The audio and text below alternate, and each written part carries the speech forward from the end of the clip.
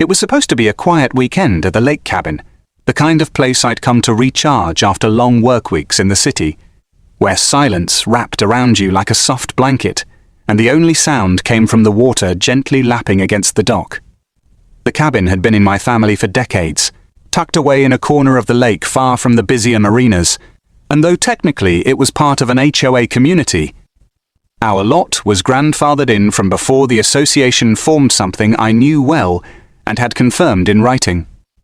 Over the years, I'd tolerated the occasional HOA bulletin slipped under my door, the neighborhood watch stares from certain board members, and especially Carenthi's self-appointed enforcer of all things ridiculous who had a reputation for roaming the lakefront like a queen on patrol. She wasn't just annoying, she was relentless. And things came to a head one humid Saturday morning when I arrived to find 3 unfamiliar SUVs parked crooked on the edge of my gravel drive, their tires half buried in the ferns and wild grass that bordered my lot. A group of people I didn't recognize were drinking on my dock, their feet in the water, blaring music from a Bluetooth speaker like they owned the place. I stood there stunned for a moment, heart already beginning to pound, and as I walked down the slope toward them, one of the men mid-40s, shirtless, beer in hand, raised his bottle at me like I was the guest. "Yo, relax, bro. Karen said we could use it," he slurred, laughing with a woman beside him who had kicked her sandals into my kayak and was now applying sunscreen with her feet up on my tackle box. I asked them calmly who they were and who gave them permission to be there, and they repeated Karen's name like it was gospel. She'd apparently told them I was never there and that the HOA had discretion over my dock space for community events. I told them firmly, but without yelling, that they were trespassing and needed to leave. That's when things started getting loud. One of the guests, the same shirtless guy, got in my face, chest puffed up, and told me I should chill before someone gets hurt. The woman, clearly emboldened, started filming me on her phone, yelling that I was harassing them on public lake access. I didn't yell. I didn't touch them. I simply pointed to the private property sign nailed to the old cedar post and informed them that this was my family's deeded shoreline and they needed to go before I called the sheriff. That's when they played their hand. One of them took out a phone and called Karen. I could hear her voice screeching on speakerphone. "Call the cops on him! He's dangerous! He's threatening you!" It was unreal. I was standing on my own property, asking people to leave, and now Karen was trying to flip the script. But here's what no one knew. The cabin had a full camera system. Motion activated, high definition, with sound, something I'd installed after a few break-ins the year prior. Every moment of the confrontation, from the moment I walked onto the dock to the threats and the fake 911 call, had been recorded from 3 angles. I didn't say another word to them. I went back up to the cabin, locked the door, and called the sheriff myself. When the deputies arrived 20 minutes later, they found me inside, calm, quiet, sipping coffee, and the trespassers still on my dock, now playing the victim. One woman was literally crying, saying I'd screamed obscenities at them and tried to push them into the water. But the deputy was patient. He listened to them, then to me. I said nothing except, "Would you like to see the footage?" He followed me inside, and I played the dock scene from start to finish. No yelling from me. No pushing. Just me standing with my hands at my sides, calmly asserting my rights, and then being threatened, mocked, and falsely accused. The deputy's face changed. He asked if he could take a copy, and I gave him the files on a thumb drive. He radioed his partner, and within 10 minutes, the entire group was being asked to leave the property. The shirtless man resisted and was eventually cited for trespassing and disorderly conduct. As they were leaving, Karen arrived, lips pursed, hands on hips, full. This audio was created with Podcastle.ai. Karen arrived, lips pursed, hands on hips, full HOA queen mode. She marched up the hill and demanded to speak to the officers. "This man has been a problem for years," she barked, completely unaware that the deputies already had the full picture. "We've received dozens of complaints. His dock is unsightly. He's hostile to guests." The officer cut her off with the most satisfying words I'd ever heard. "Ma'am, you're interfering with a trespassing investigation. Please step back." She looked at me, then at the officers, and you could see it, the realization that this wasn't going to go the way she expected. Not this time. I didn't smile. I didn't gloat. I simply nodded and walked back into my cabin. But I wasn't done.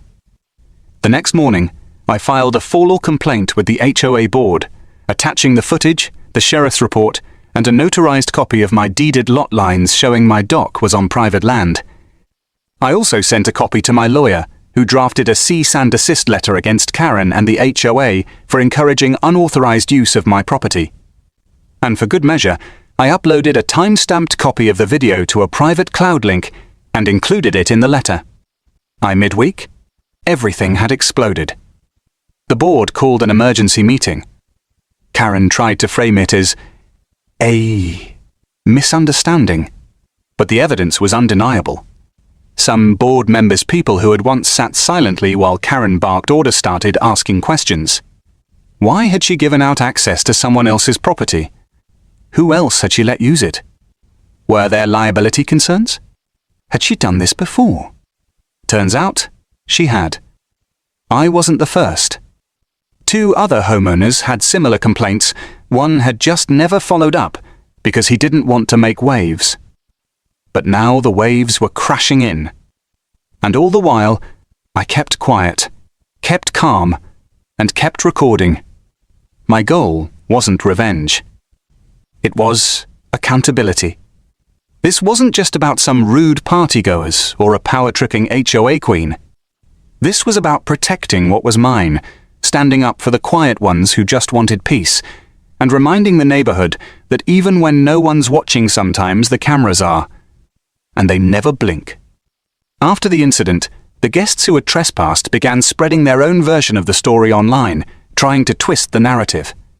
A few fake reviews appeared on public forums claiming I was aggressive, unwelcoming, and mentally unstable. They even tried uploading snippets of their own videos conveniently edited to paint me as the villain. What they didn't know was that I had already uploaded the uncut footage to multiple platforms with timestamps, law enforcement reference numbers, and notarized testimony. Within days, their lies were dismantled. The sheriff's office even released a public clarification that the matter had been properly handled and no wrongdoing had been found on my part. Suddenly, the online smear campaign looked petty and desperate. Karen's influence in the community began crumbling. Parents who had once joined her bake sales now avoided her at the grocery store. Other board members began distancing themselves. One neighbor, who had quietly supported her for years, stopped by and handed me a homemade pie as an apology. Another sent a handwritten letter thanking me for standing up. The most surprising moment came a week later when I received a call from a local journalist who had heard about the incident through the sheriff's press release. They asked for an interview offering a chance to tell the full story. I declined the interview, but agreed to share the video with them. I didn't want fame. I wanted accountability. The article ran in the Sunday paper. HOA president faces backlash after trespassing scandal. It was clean, factual, and packed with community quotes. And it was enough. Enough to shift the culture. Enough to remind people that power without respect is hollow. Enough to make sure Karen would think twice before using her title like a weapon again. That was the day things truly changed. Not just for me, but for everyone tired of being bullied into silence. What followed the local press coverage was nothing short of a reckoning. The HOA board, now visibly fractured and under public scrutiny, scheduled a formal vote of no confidence in Karen's leadership. For years, Karen had ruled with an iron fist wrapped in a velvet glove of bureaucracy, relying on intimidation, obscure bylaws, and resident apathy. But suddenly, those tactics fell flat. The article had emboldened residents who had long felt voiceless. One by one, people began stepping forward, some with stories of illegal fines, others with evidence of tampered voting procedures and misappropriated dues. The boardroom, once a place of sleepy compliance, now buzzed with energy. At the special meeting, I showed up with a simple folder and a prepared statement. I didn't need to raise my voice.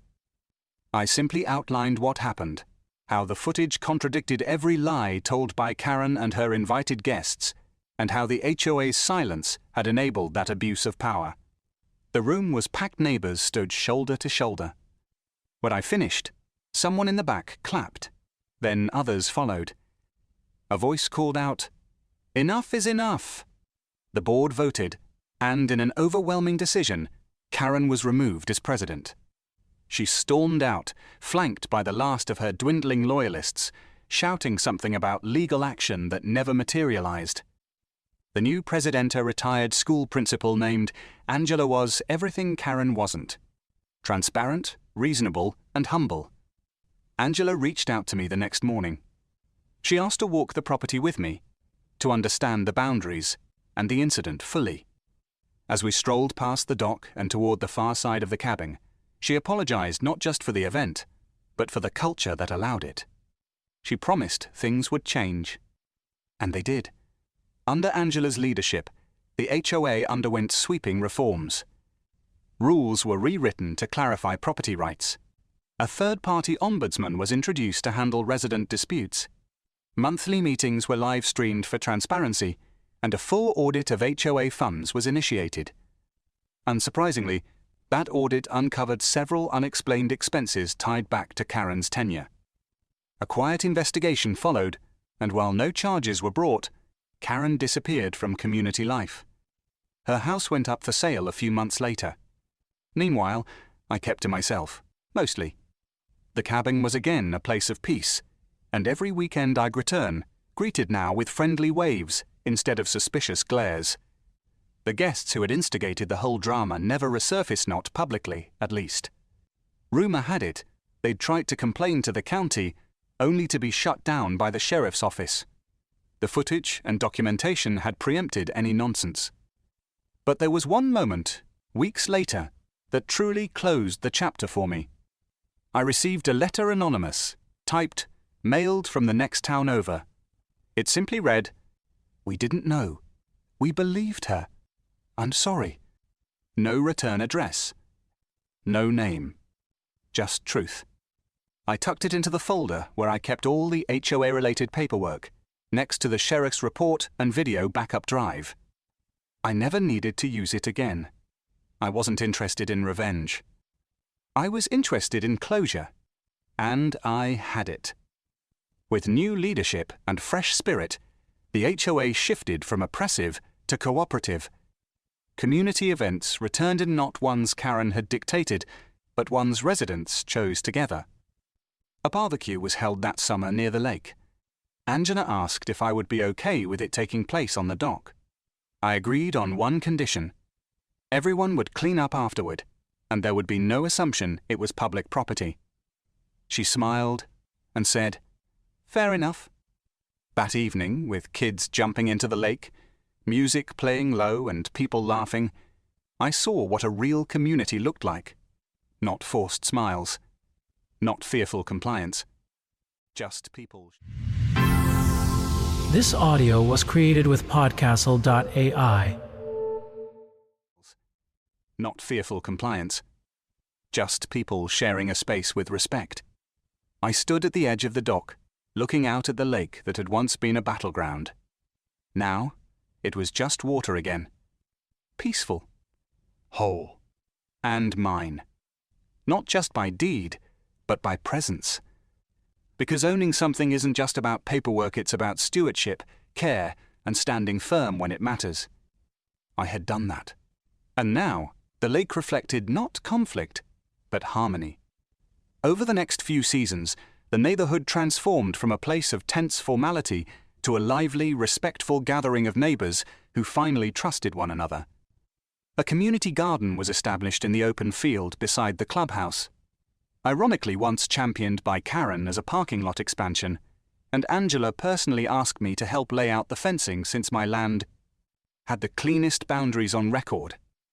I accepted, not because I wanted to be the face of anything, but because helping build something new felt like the final restoration of what had once been broken. We planted vegetables, herbs, and wildflowers.